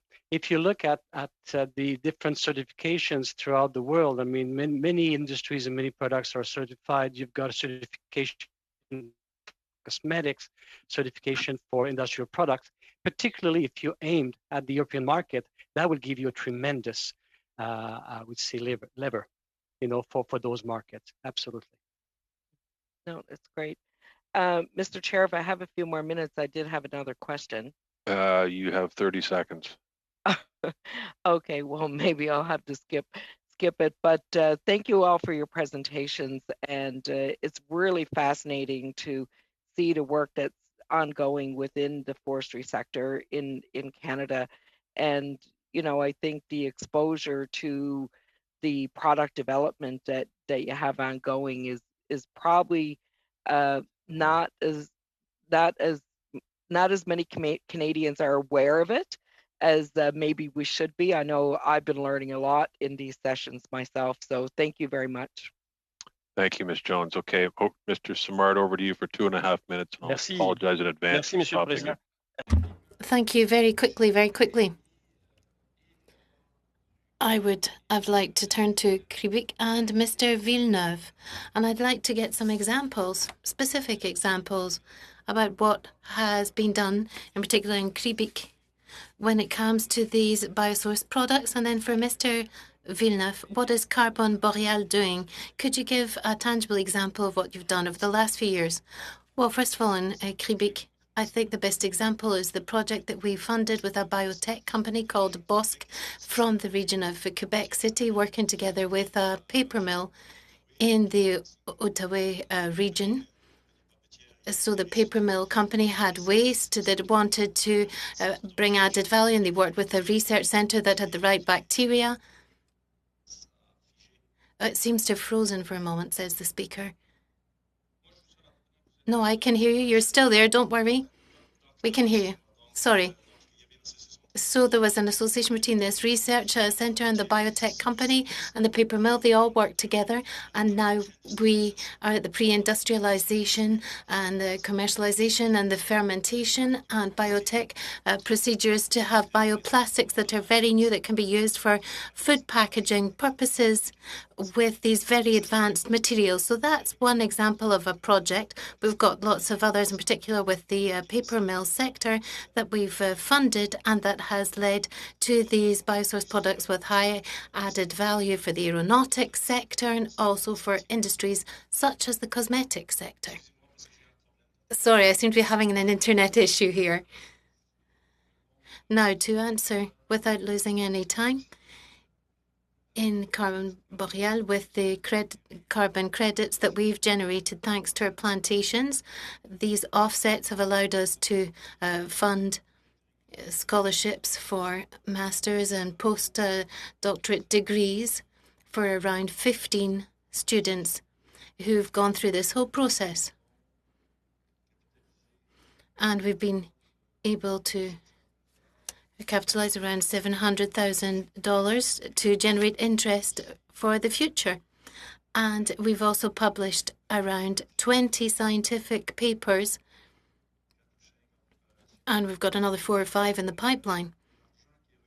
So the money that is collected by Carbon Boreal, thanks to these offsets, for example, the electoral campaign of the Bloc Québécois, to name just one, is put into funds for scholarships. And that's a real source of pride for us. Thanks, Mr. Simard. Mr. Canning's over to you for your final 2.5 minutes. Well, thank you. I'm going to turn to Dr. Lewis again and just pick up on her comments about non-commercial species and biodiversity and try to link that with our efforts to fire smart communities across Canada that are on that forest interface, and just to see if there's some best practices she would put forward for the forest sector on both fire smarting communities and allowing non-commercial species to grow. We hear of forest companies using herbicides to remove deciduous shrubs and trees, and how that might affect, for instance, the forest fire behavior in those areas. So just general thoughts on those subjects. Right. So one of the issues that we have with very homogeneous forests is they tend, especially ones that are primarily made up of conifers, they tend to be quite flammable compared to hardwood species like birch and aspen. And so especially around communities, there's a great incentive to try to include birch and aspen in the forests as a way to protect the communities, because they are, we call them asbestos trees sometimes. They tend to be quite fire resistant. So we have to be careful about making sure that we don't just plant hardwoods everywhere because we want to have resistance to fire, because many of our industries cannot use hardwoods. And so my discussion is around trying to make sure that we have at least some small industries that can utilize those products as well. So we're not just taking up space that can be where we can grow conifers, but we can do two things at once. We can provide fire smart around communities, but we can also utilize some of those species for developing various kinds of wood products. Thank you. Does that answer your question? Yes, thank you very much. And finally, Monsieur Villeneuve, I think it was you who said that planting 2 billion trees, the impacts would be, 20 years out and would only be 5 to 10 megatons. Is that? I just wanted to clarify that. Oui, c'est tout à fait ce que j'ai dit. Yes, that's exactly what I said. The trees don't capture very much when they're young, and then they have a growth period which depends on the species, from around 10 years of age to 70 or 80 years of age. It really depends on the species once again. And during that growth period, they are efficient, and then they're less efficient, but they do retain the carbon while they're alive. but we continue to accumulate carbon in the ecosystem. The soil reservoir and the decomposing biomass are also carbon reservoirs to a certain extent, and they're also quite important in terms of fighting against climate change. Thank you, Mr. Cannings. Okay, Mr. McLean, I believe you're next for 5 minutes. Thank you, Mr. Chair. I guess I'll go right at Ms. Davier here. Ms. Davier, do you think it's appropriate for an organization calling itself the Canadian Parks and Wilderness Society to accept substantial funding from a notorious U.S. organization that has shown significant political bias to advance its own economic interests? I'm sorry, I'm not aware of that and cannot answer your question. Well, we're talking about the Tides Foundation funding you. And of course, Tides, if you look at where the actual funding comes from, it actually does come from some economic interests. Are you at all aware of the economic interest behind your donors? Most of our donations come from Canadians, from private Canadians that support our organization and that support the goals of our organization. How much do you get from Tides every year? I do not know. Can you find that out, please? Because I think it's important when you're actually getting this much money from a U.S. organization that you understand how much of that actually is and where the source of the money comes from. I mean, there are a lot of forestry companies and other industries that get money from from foreign interests. So, I mean, certainly that's a question that we can all ask ourselves. Yeah, well, it is actually a cross-border industry in North America, and the U.S. does take a lot of the forestry industry's revenue right now in tariffs. And a lot of this is driven by, of course, economic interests on both sides of the border. I'm sure you're aware.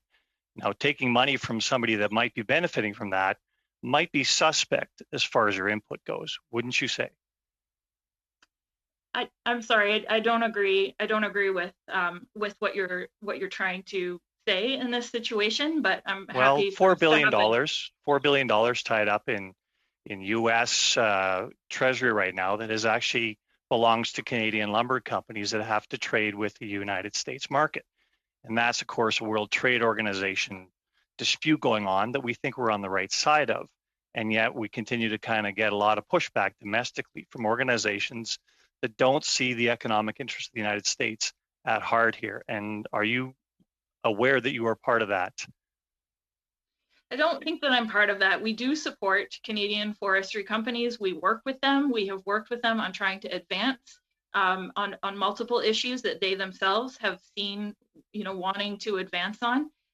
So, I think CPAWS works a lot with numerous forestry companies in Canada and supports the actions they're taking when they're moving forward on biodiversity questions.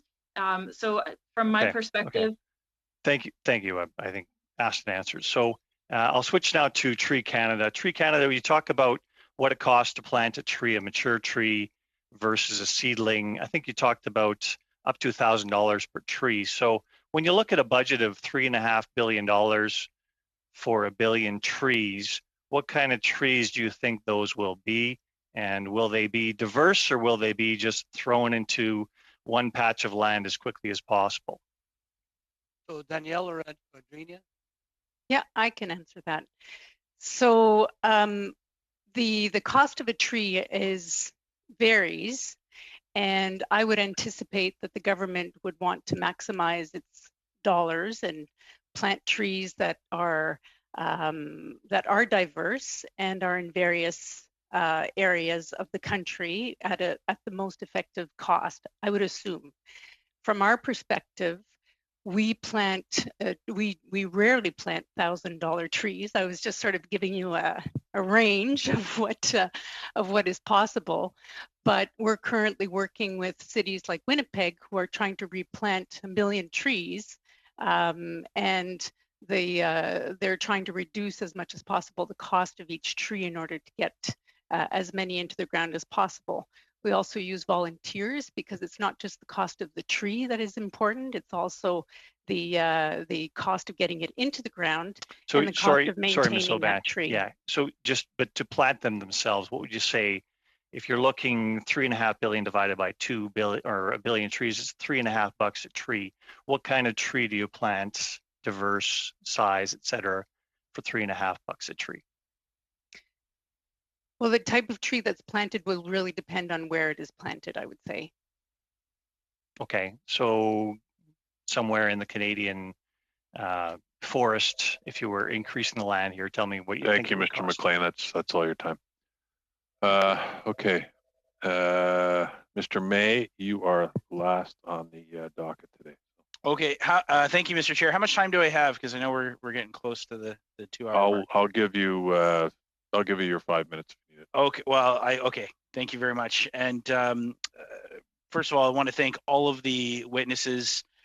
You know, one of the great things about going last is I get to do that. I get to thank everybody. But one of the bad things is a lot of the questions I would have asked have already been asked and answered. So it's a bit of a challenge. I do want to specifically though thank CPAWS for being here. I'm not really sure that last line of questioning was appropriate. I nearly jumped in on you there, Greg, in terms to ask the chair for relevance, but I think you were right to point out that a lot of organizations, a lot of industries receive funding from multiple sources. So I do apologize on behalf of the committee for that, but actually Greg kind of stepped on one of my questions there that he asked with regard to the types of trees and how we do this, and it kind of brought me back to my youth a bit. In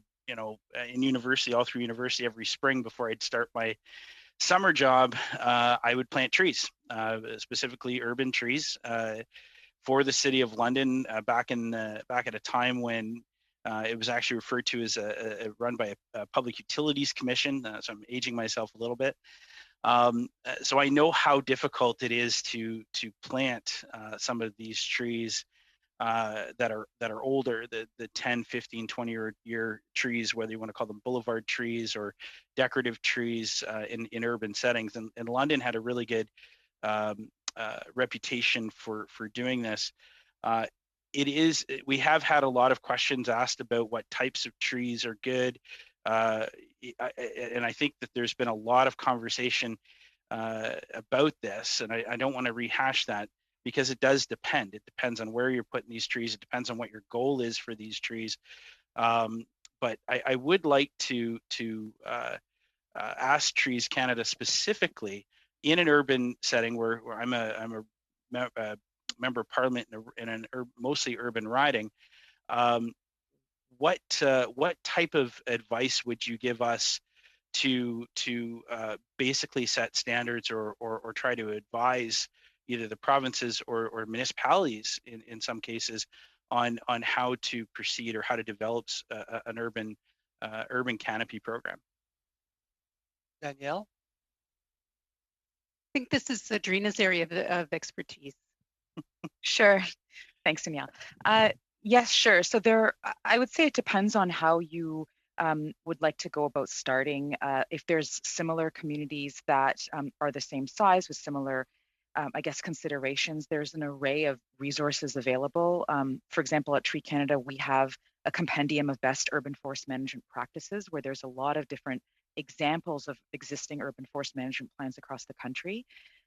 We've also embarked on a study with the University of Toronto that maps Canada's urban forestry footprint, which includes communities that have urban forest management plans and tree protection policies.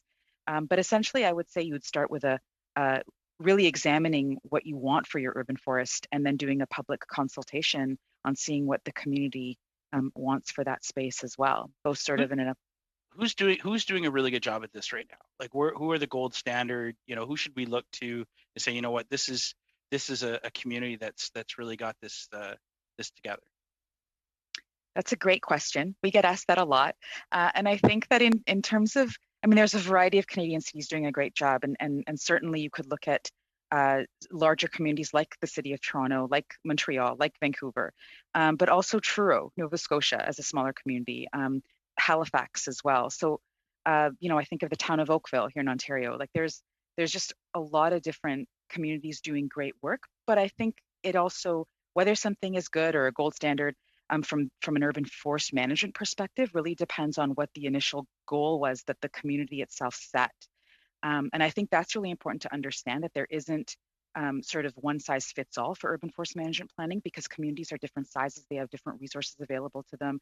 They have different compositions of different sort of cross-cultural interests as well, depending on the city. So I think all of those things play into sort of great consideration when you think of developing an urban forest management plan that really works for your community and that's also sustainable moving forward. Thank you. Thank you. I can anticipate the chair is about to cut me off. So I was going to say, for somebody who didn't want to use all his time, you did a pretty darn good job using it all. I didn't say I wasn't going to use it all. I just asked how long I had. So. Okay.